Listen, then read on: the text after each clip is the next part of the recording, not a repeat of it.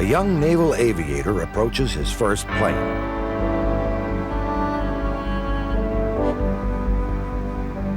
The Grumman F-9F Panther.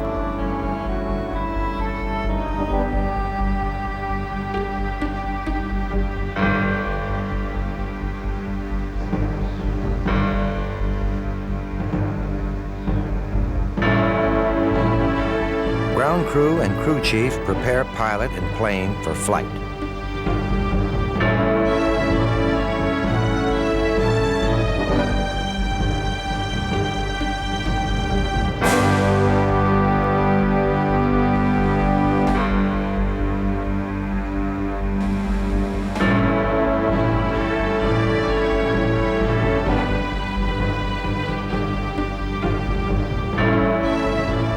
The Panther is the most modern ground attack fighter of its day.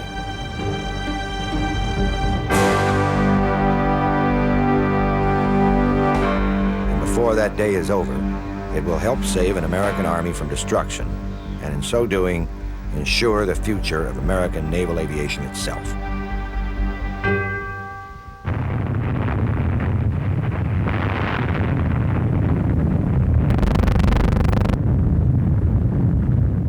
Hiroshima, 1945. The destructive power of the atom brings about the end of an empire and vaults the world into the nuclear age.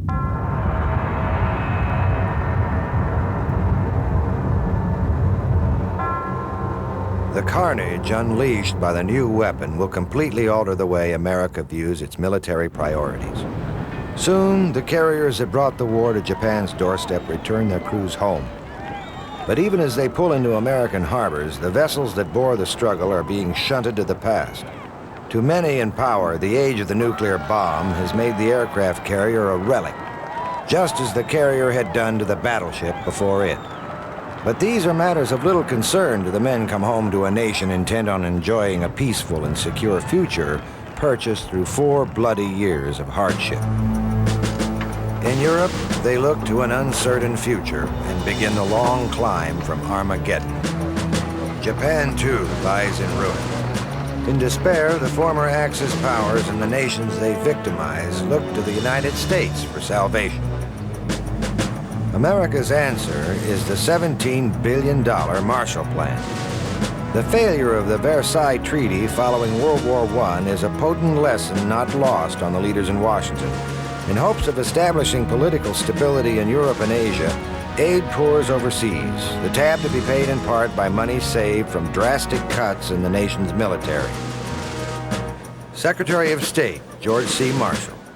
This is certainly not the program of a country seeking to exercise domination or to influence unduly any foreign country. The nations and political groups which have now declared their opposition to the program apparently wish to block for their own reasons the revival of Western Europe.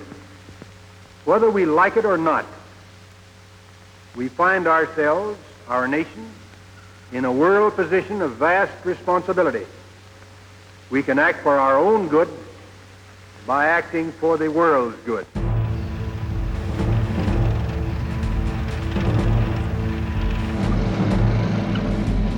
By 1946, a one-time ally has become the new adversary, the only nation that poses a serious challenge to American global hegemony. The Marshall Plan is seen as the key to averting Soviet communist encroachment beyond what are already considered the lost regions of Eastern Europe.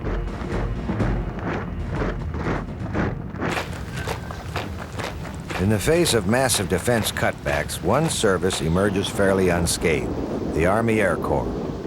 By 1947, it becomes an independent branch of the armed services and takes on a title appropriate to its newfound stature.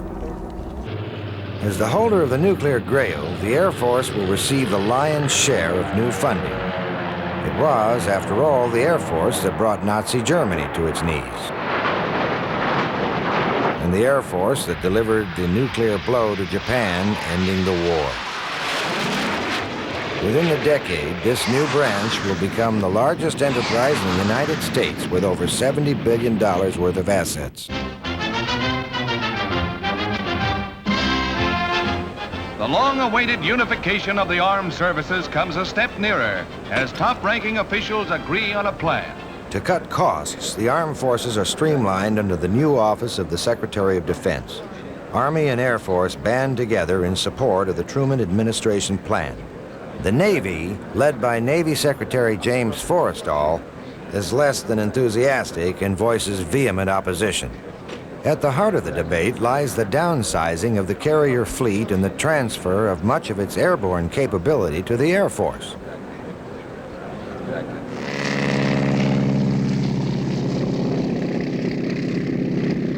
According to the other services, the age of the carrier is dead. These massive floating airstrips will be sitting ducks in the nuclear era.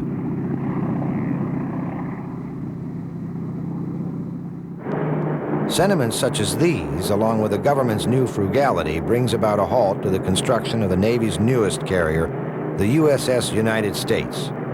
Furious, the Naval High Command readies itself for a war of self-preservation.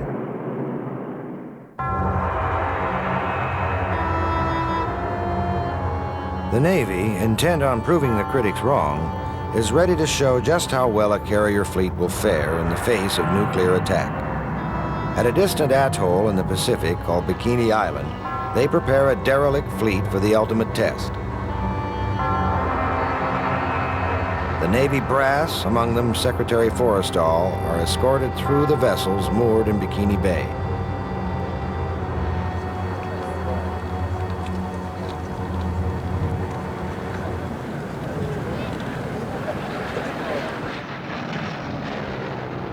Ships that once sailed with the mightiest navy in the world are manned by livestock in this, their final mission.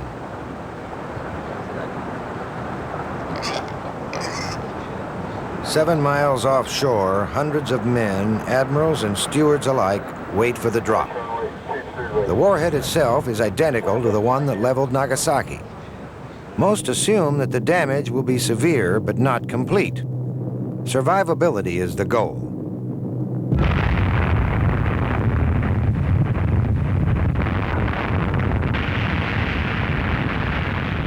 At the center of the fleet lies the aircraft carrier Saratoga, grand old fighting lady of the Pacific.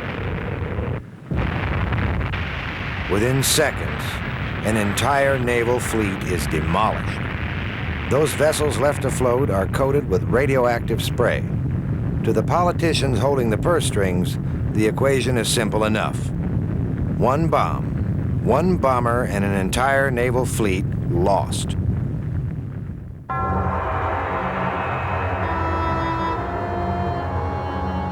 And not realizing that the future of the carrier lies in its ability to provide the nation with a means of flexible response, the Navy plays right into the Air Force argument.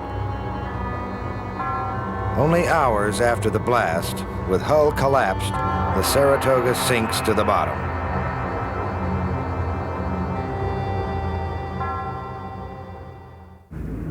Funding becomes scarce, yet at their Bethpage, Long Island plant, Grumman Aircraft pushes ahead with its first entry into the jet age. A carrier-based plane that represents the Navy's ground attack aircraft of the future. Originally conceived as a two-seat night fighter, the initial design, the XF-9F1 doesn't get much further than the drawing board due to problems with its four-engine arrangement. But in August of 1946, when Grumman formally presents a new single-engine design to the Navy, it marks the beginning of a production run that will continue for more than a decade. Like its Grumman predecessors, the XF-9F2 quickly takes on the name of a big cat. But over time, it becomes clear that the Panther, as it is called, carries much more than just a company nickname.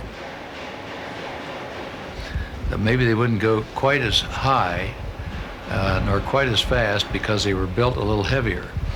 But it meant then when you got hit by anti-aircraft fire that they would take more punishment than other airplanes. That's the reputation they had anyway.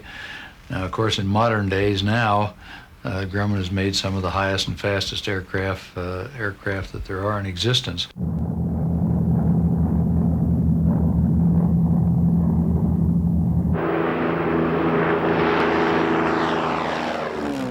The Panther is just the latest in a line of stalwarts that included the Hellcat, the backbone of the American carrier force that crushed Japan. The Hellcat's legacy as a rugged ground attack weapon marks a path that later Grumman planes like the Panther will follow.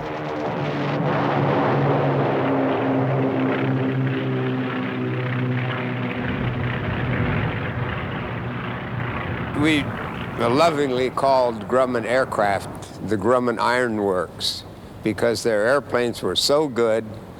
They had a few that weren't too great, but generally speaking, most of them you couldn't tear apart.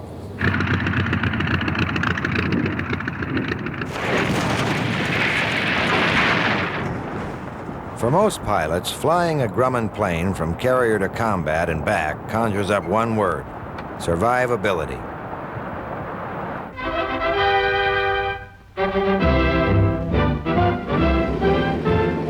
In November of 1947, the F-9F2 is rolled out at the Bethpage Plant Test Facility for its first flight. The plane's nose is engineered with sliding rails for easy access to its 4 20mm nose cannon. With a pressurized air-conditioned cockpit, ejection seat, radio direction finder, and quick-release bubble canopy, the Panther is truly state-of-the-art.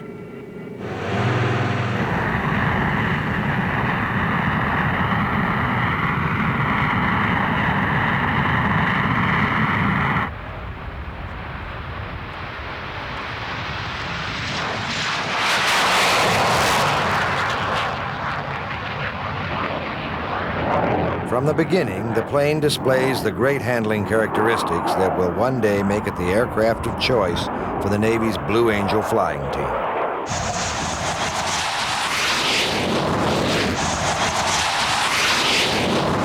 You could pull 8, 10 Gs, and the bird would still be ready to fly the next day. I don't think I ever saw a wrinkle in a Panther jet. If you pulled too many G's in the average airplane, the skin's going to wrinkle somewhere, but not in the Panther jet. The Panther's top speed is about 530 miles an hour at 20,000 feet.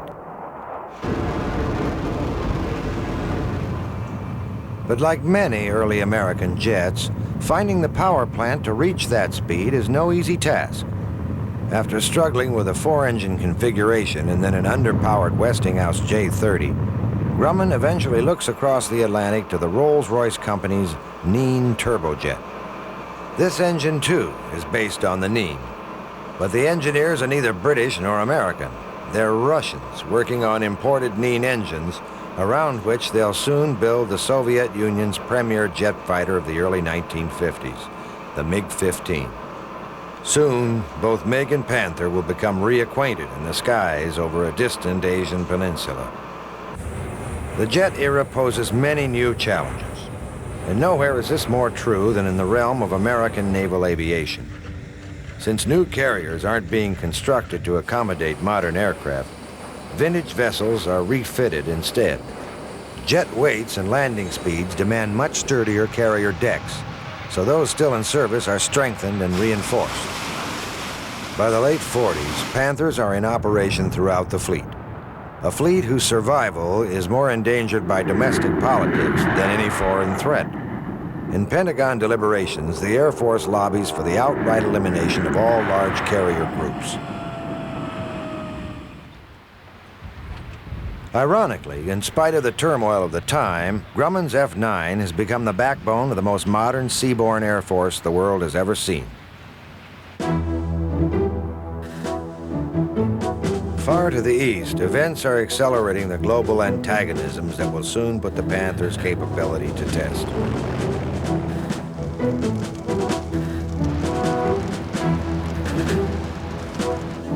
In June 1948, the Soviet Union shuts off West Berlin from the rest of the free world. What follows are 12 months of tension in which an unyielding America refuses to let the isolated city fall into the Soviet sphere.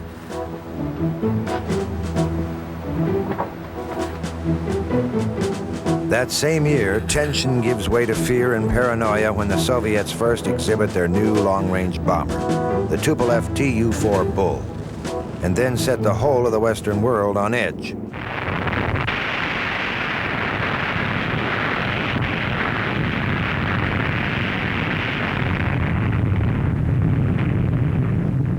By September of 1949, America's nuclear monopoly is no more.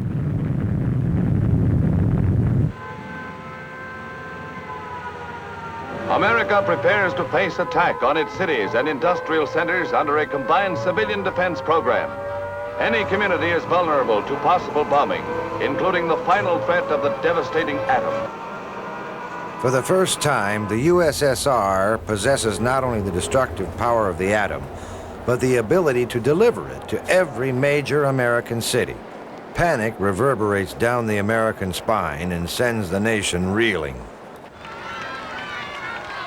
That same year in China, Mao Zedong's revolutionary forces bring a fourth of the world's population under the Red Banner. With the external communist threat spinning out of control, the nation turns its anger inward. The election of '48 is a vicious one. Truman faces charges of being soft on communism. His opponent, Thomas Dewey, plays on these charges for every bit of political capital they're worth. And what are we going to do about the communists here in our midst? Some people jeer at the problem, calling it a red herring. Some people get panicky about it. I don't belong to either of those groups. We must neither ignore the communists nor outlaw them. If we ignore them, we give them the cloak of immunity that they want. If we outlaw them, we give them the martyrdom that they want even more.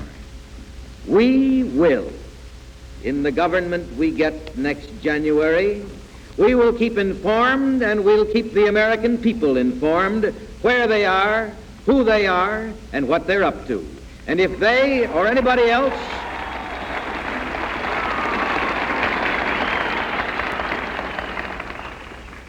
if they break our laws against treason, they'll get a traitor's treatment. As fear of Soviet nuclear power grows, faith in traditional military priorities lessens or becomes skewed. Because of this, by 1949, the Air Force has largely won the inter-service battle. And in spite of known vulnerability to interception, its B-36 long-range bomber receives massive funding.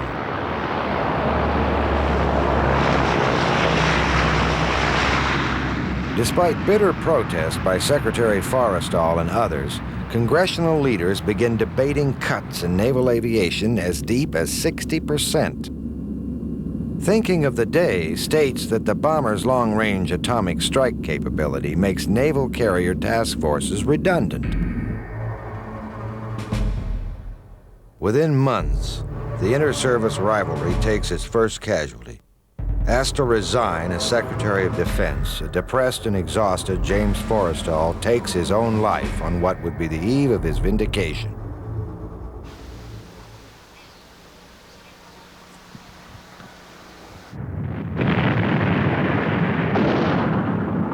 On June 25, 1950, in the backwaters of Korea, Northern dictator Kim Il-sung launches his invasion to reunify the nation by force of arms.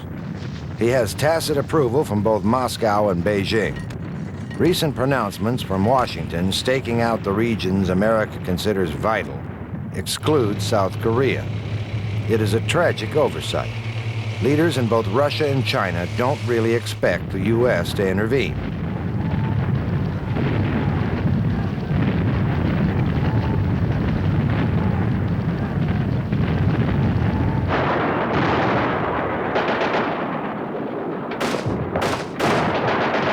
The attack is savage and sudden. Within 2 days, Seoul falls as communist troops barrel southward on the heels of a rapidly collapsing South Korean army. But America's reaction is swift and decisive. With UN approval, U.S. troops from the occupation forces in Japan are rushed to Korea, many in transports still coated with coal dust from the Berlin airlift. Most anticipate an easy victory against a primitive foe. But peacetime occupation duty in Japan has left the Americans soft, poorly trained, and prey to ludicrous equipment shortfalls. The first unit into battle is codenamed Task Force Smith. It's a pretentious title for a single battalion of green enlistees. The men they face are well-equipped, intensely motivated, and highly trained. In the face of this onslaught, beleaguered GIs wait for salvation from above that just isn't there. South Korean and U.S. troops alike collapse into the southern tip of the Korean peninsula. There they barely hold on to their last parcel of Korean soil, the Pusan perimeter. Every day the perimeter shrinks as North Koreans using Soviet tanks roll over the scattered American units. Because of defense cutbacks in recent years, most have only World War II-era bazookas to defend themselves with, and these are totally ineffective.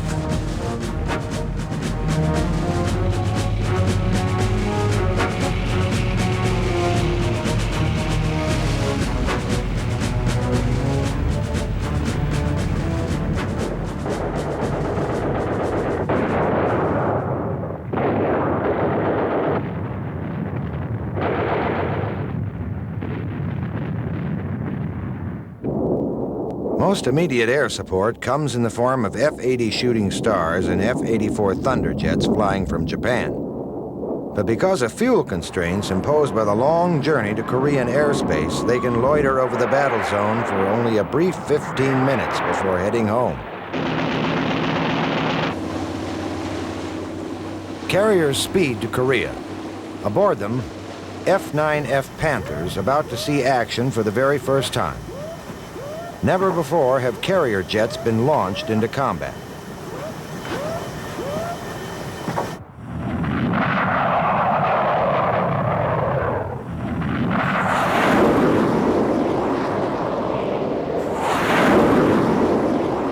Unlike their Air Force counterparts, Navy Panthers provide sustained cover to the desperate UN troops below. Flying as many as 4 missions a day, some nearly 2 hours long, Panther pilots work around the clock to stem the North Korean tide.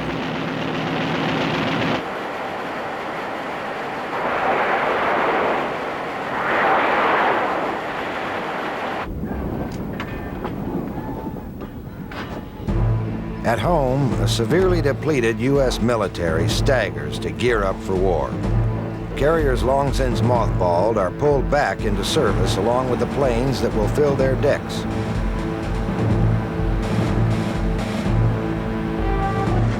Most of these are older prop-driven aircraft and represent an American military with only 1 foot yet in the jet age. At the same time, both Navy and Marines comb the nation for the pilots to fly them. Many veteran flyers from World War II are called back to service after having settled into civilian life. Some, like baseball's Ted Williams, are thrown into Panther cockpits after only limited training. He really wasn't well trained as a pilot. We trained him to fly weather in Korea in combat. But of course, we were always watching, being very careful. And Ted would have been an exceptionally good pilot had we had longer period to work with him. Those called back have precious few jet hours and little recent flying behind them. This rush to put older pilots into jet plane cockpits and then into the daily routine of making multiple carrier landings often stretches prudence and safety beyond reasonable limits.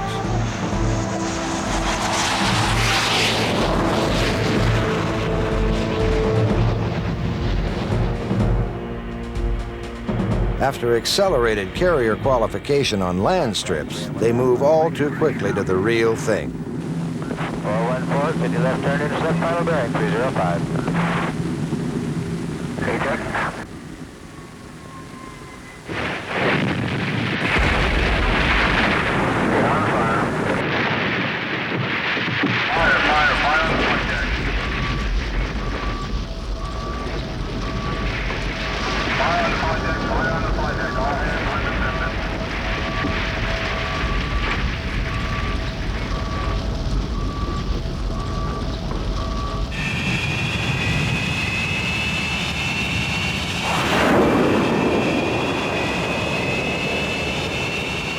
But over time, carrier launch procedure is honed to a fine craft. First, the plane handlers align the Panther on the catapult. The section leader on the port cat is wingman on the starboard. Then, wound up to full power, the pilot stiff arms the stick with his right hand and the throttle with his left. then a final salute to signal, "Let the cat fly."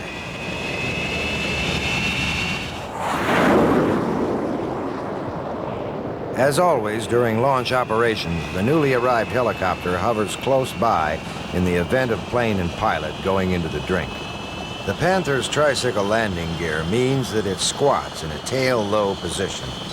And at full throttle for a prolonged period, the plane has a nasty tendency to burn the caulking between the planks of the flight deck. The solution comes in the form of retractable blast boards that deflect exhaust and enable plane handlers to pass within 3 feet behind them. Upon launch, Panthers pack nearly 6,400 pounds of ordnance and fuel onto their 9,300-pound frames. This includes up to 1,000 pounds of high-explosive bombs, 760 rounds of 20-millimeter cannon shells, and over 920 gallons of fuel. With a range of nearly 1,200 miles, there is no point on the Korean peninsula immune from attack. And with a stall speed of just 78 knots, they deliver their payloads with astounding accuracy. Diving onto target, Panthers employ brakes to smooth their descent, clearly visible here on the fuselage underside beneath the canopy. We were the heavy haulers out there, and that we're doing a lot of close air work up in front of the 1st Marine Division and in front of the Army divisions also. We did napalm. We used high-velocity aircraft rockets doing early morning road recce's way up where you'd go up in the, way up as we called it, way up in Indian country at that time, way up north, and drop down at first light in the morning and come down along the roads trying to pick up trucks or trains that hadn't gotten in yet. We used the airplane for a lot of purposes out there. We used it on, I guess, more close air support than anything else. We worked in very, very close in front of our own troops, and that's very exacting work.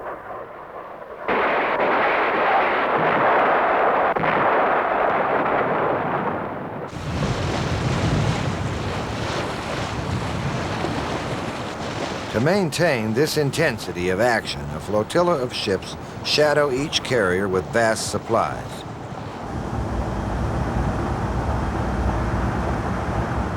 Each of these floating air bases needs replenishment about once every 3 days.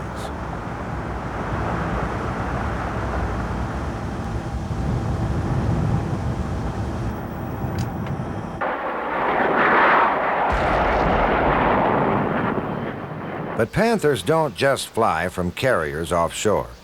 Marines like John Glenn find themselves stationed in some of the many ground bases that spring up just behind the front lines. Conditions here are primitive, but the Panther's ease of maintenance proves well suited to the strain. Perilous in their own right, the runways, grated steel carpeting laid over bulldozed dirt, become dangerously pitted by the constant pounding of aircraft coming in. It isn't unusual for pilots to go through a set of tires after every mission. But with the arrival of General Douglas MacArthur, the harshness of the land and defeat on the battlefield soon give way to dimmed hope. One of MacArthur's first steps is to initiate a strategic bombing campaign designed to, as he says, flatten every village, town, and city north of the 38th parallel. On June 30th, he issues orders making all of Korean airspace a free-fire area.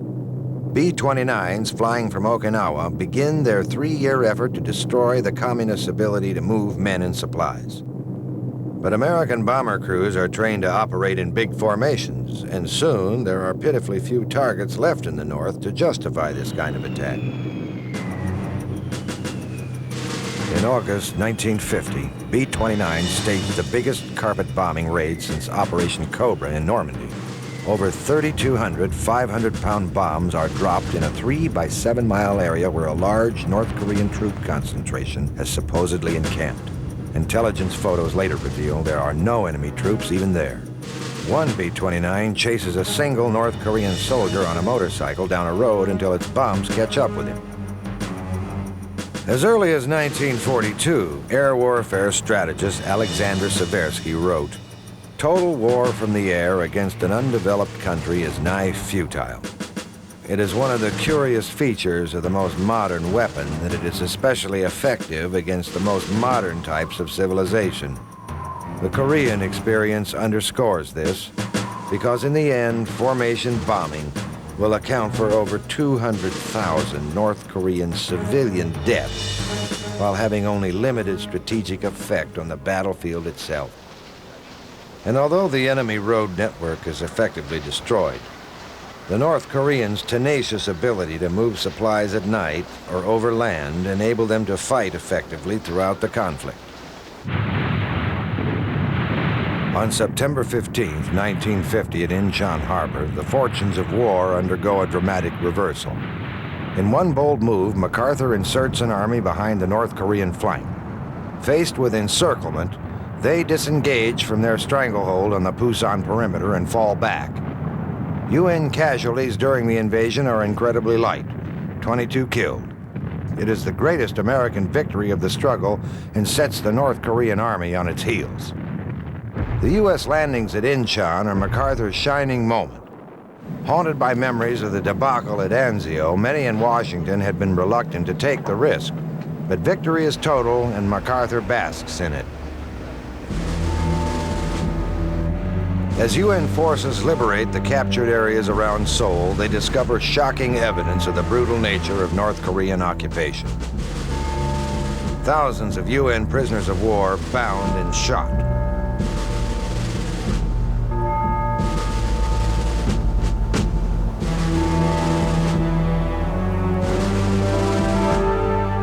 Many more South Korean civilians, deemed unsympathetic by their communist overlords, murdered and buried in shallow mass graves. The Southerners quickly re-established themselves, led by Korean President Syngman Rhee.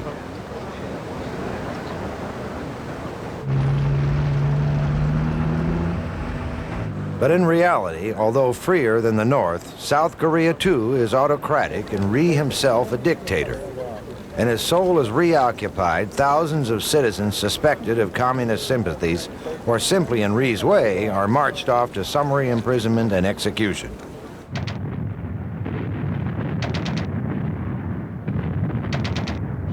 The push north is reminiscent of Patton's blitz through France.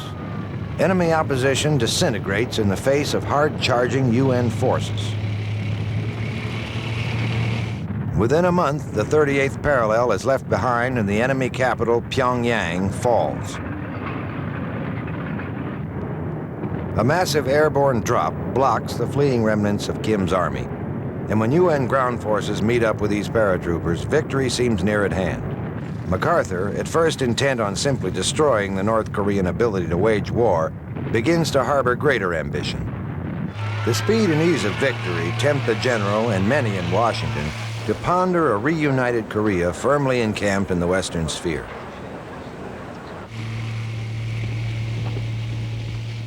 But as UN forces press ever northward, appearing among the many prisoners taken are sporadic numbers of what appear to be Chinese regulars.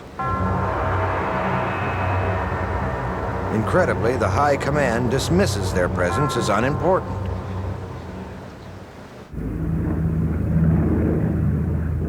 With the sudden turn of events, Truman and MacArthur meet at Wake Island to discuss closing strategy. When asked about the Chinese troops rumored to be massing across the Yalu River, MacArthur assures Truman that even if the Chinese do attack, American air power can readily destroy the bridges and forward Chinese bases imperative to a successful offensive. Truman directs his field commander not to push too far.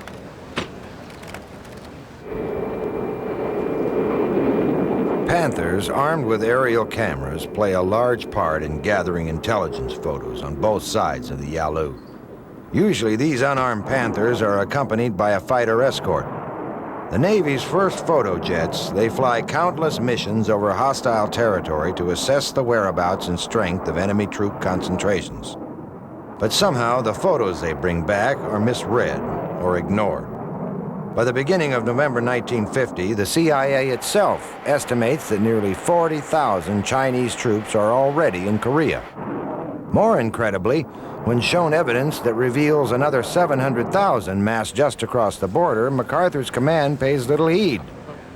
It is, after all, a peasant army, too lacking in training and heavy weapons to pose any real threat.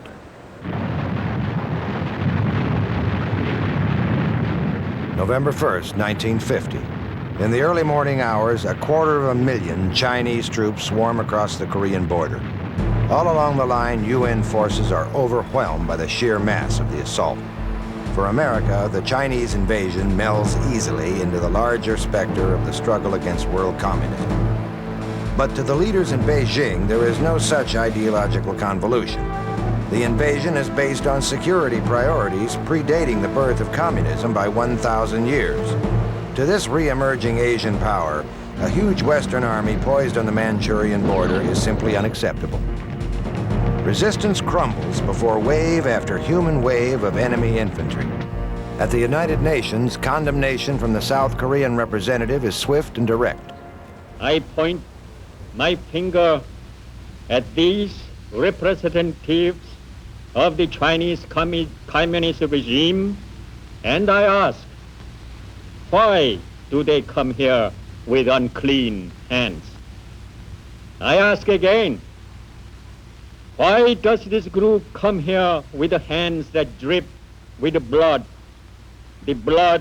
of the United Nations troops, the blood of the Korean people? In Washington, leaders of the nation's 4 largest veterans groups petitioned Truman to use the bomb on North Korea. Some even urged large-scale bombing of select Chinese cities. Both options are considered by the Joint Chiefs of Staff. Truman, in classic Cold War terminology, declares U.S. resolve to not let any more dominoes fall. If aggression is successful in Korea, we can expect it to spread throughout Asia and Europe and to this hemisphere. We are fighting in Korea for our own national security and survival. We have committed ourselves to the cause of a just and peaceful world order through the United Nations. We stand by that commitment.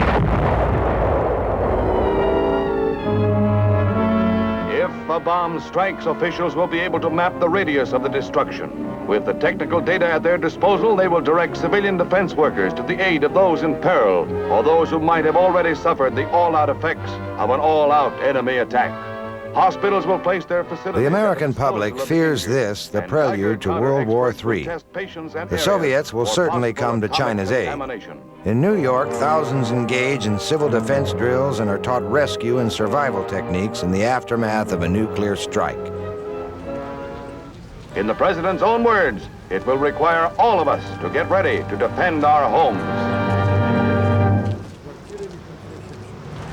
Back in Korea, fear is more closely bound with reality. As winter sets in, thousands of GIs and Marines stumble south over land taken just weeks before. Scores more fall into captivity. MacArthur himself draws up a list of nuclear targets stretching from North Korea into China. For this attack, he states he will need 26 nuclear warheads. Considering himself politically hamstrung for not being allowed to bomb north of the Yalu, antagonism between he and Truman grows, leading eventually to his highly publicized firing less than half a year later. Large-scale strategic bombing continues, but the same problems remain. Tremendous destruction is wrought, but enemy movement and supply are only marginally hampered. Early on, many raids on the road network do little to impede the enemy advance. Instead, they take a high toll in friendly forces and among the throngs of refugees fleeing the battle zone. The reason is simple. The Chinese are basically a lightly geared peasant army advancing almost entirely on foot and over land. Most of their supplies are moved at night or by thousands of porters trudging through the countryside. Making matters worse, their transport needs are widely inflated by intelligence officers used to American divisions that consume 600 tons of supplies a day. Chinese divisions get by on 50. Standing just offshore, carriers provide the real means to dig out this kind of enemy. Steaming along in their racetrack courses, round and round a few miles of sea, carriers launch ground attack aircraft in a steady cycle of death. And throughout the war, none is more deadly than the Grumman Panther.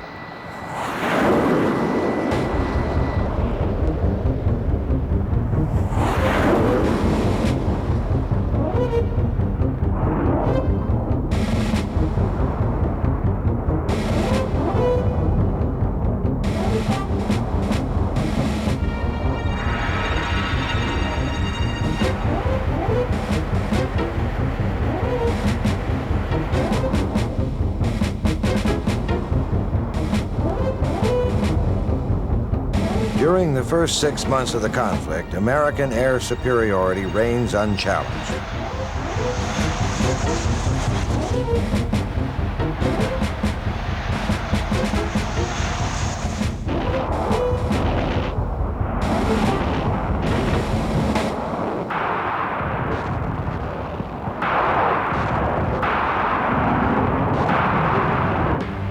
But in November 1950, another shockwave jars the Western world.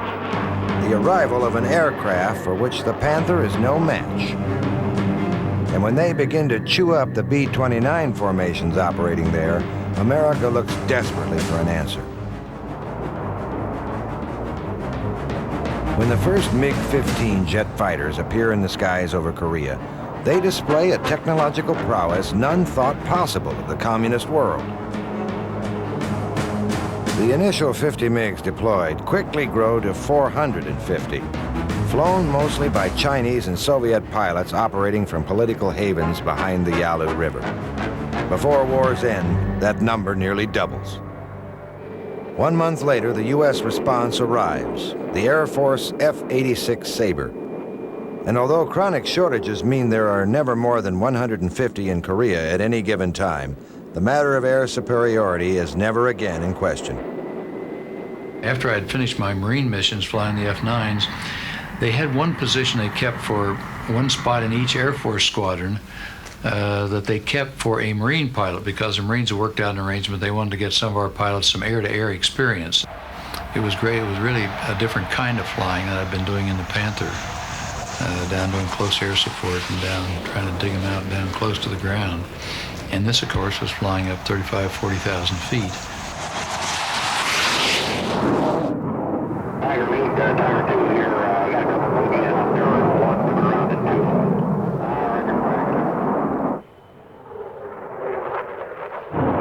2. You didn't stand off like people do today and shoot a missile and it goes out and does your work for you.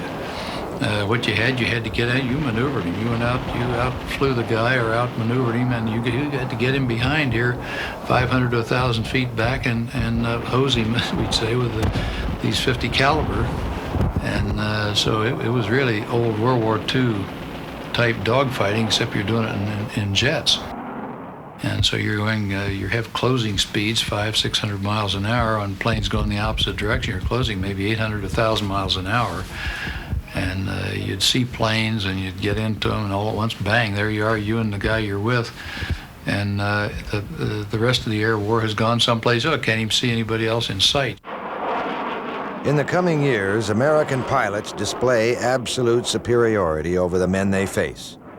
Because in spite of the Russian plane's superb climb rate and turning capability, by war's end, the U.S. Air Force claims a Sabre to MiG kill ratio of just over 10 to 1.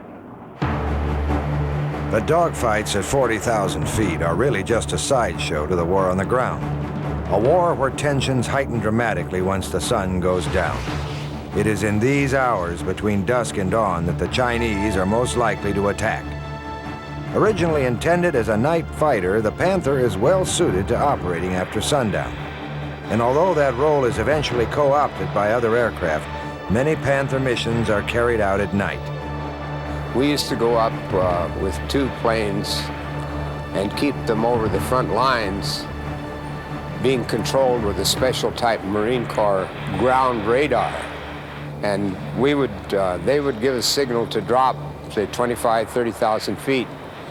Those were enjoyable flights, from my point of view, because there were very few other people up there in the black of night, because they didn't have a very fine control system. So we were all on our own, and of course with an airplane like that you had the ultimate and trust in, it was enjoyable flying that bird at night. Returning from these missions and finding their carrier on a vast ocean in the black of night is, as naval aviators say, like finding a postage stamp in a darkened room. And finding it is only half the challenge. You're going to have to check your lineup all the way down. We still have a slight starboard crosswind. All right, Roger, 112 with a ball, 35 Seaman. Roger, you're looking pretty good right now.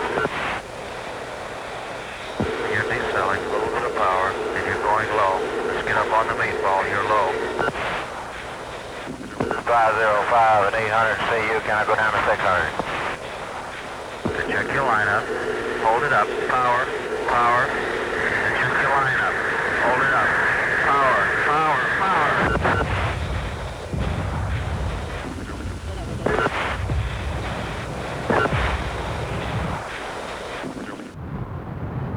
Winters off the Korean peninsula are unforgiving. Carriers spend much of their time sailing around the vicious storms that sweep through the Sea of Japan. In this kind of weather, flight operations become nearly impossible, and for pilots, ditching at sea unthinkable. But the real hardship is faced by the GIs and Marines fighting it out ashore. In the face of severe losses, the Marines often refuse to leave their dead behind.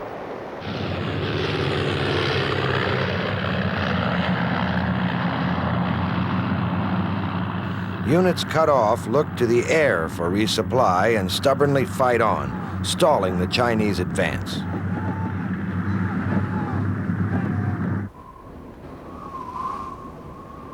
In spite of the weather, UN planes hit the enemy around the clock, buying precious time for reinforcements to arrive.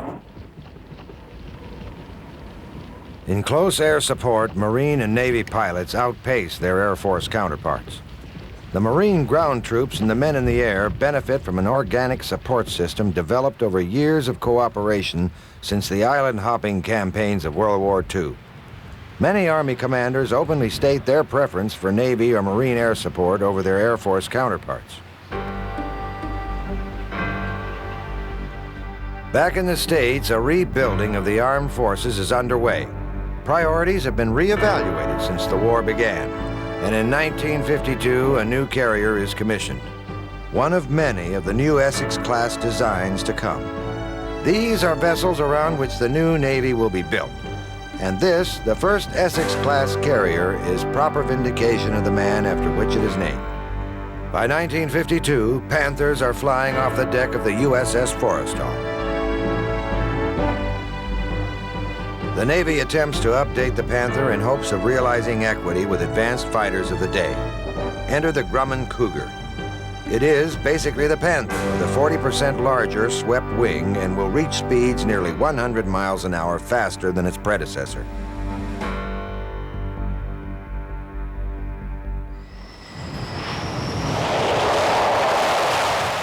Some survived to fly as reconnaissance planes in the war in Vietnam. A war in which the carrier-based ground attack jet will fully realize its devastating potential. But in Korea, the Cougar arrives too late to see action alongside its older sibling. By 1953, as war's end nears, Panthers have flown nearly 78,000 missions. A Navy jet conceived in an era when naval aviation was being given its last rites. The Panther helps enable the carrier task force to outlast its critics and resurrect itself in the waters off of Korea.